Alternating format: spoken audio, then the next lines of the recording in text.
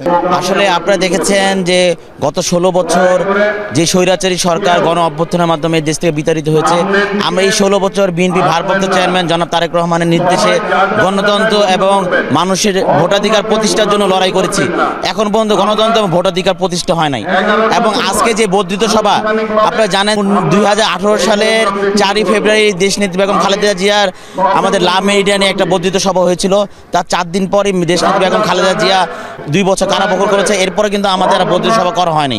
এই স্বৈরাচারী নিপীড়ন নির্যাতন মামলা আমরা 60 লক্ষ নেতাকর্মীদেরকে মামলা দিয়েছে। আজকের এই বর্ধিত সভা আমরা খুব আনন্দিত এবং এই বর্ধিত সভা দিয়ে একটা মেসেজ আছে, আমাদের এই দলীয় শৃঙ্খলা পরিপন্থী কাজে রক্ষার জন্য একটা সিদ্ধান্ত আসবে এবং আগামী নির্বাচনে একটা সিদ্ধান্ত আসবে এবং এই যে মিত্র দলগুলোর সাথে সুসম্পর্ক গড়ে তোলার এই ধরনের একটা সিদ্ধান্ত আসতে পারে বলে আমি মনে করি। সবচেয়ে বিএনপি ভারপ্রাপ্ত চেয়ারম্যান 31 দফা ঘোষণা করেছেন।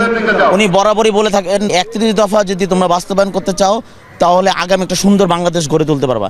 আমরা এই 31 দফা নিয়ে কাজ করতেছি এবং 31 দফা বাস্তবায়ন হলে আমরা একটা সুন্দর বাংলাদেশ গড়ে তুলতে পারবো। এটা বিএনপি ভারপ্রাপ্ত চেয়ারম্যানের প্রত্যাশা এবং আমাদেরও প্রত্যাশা বলে আমরা মনে করি।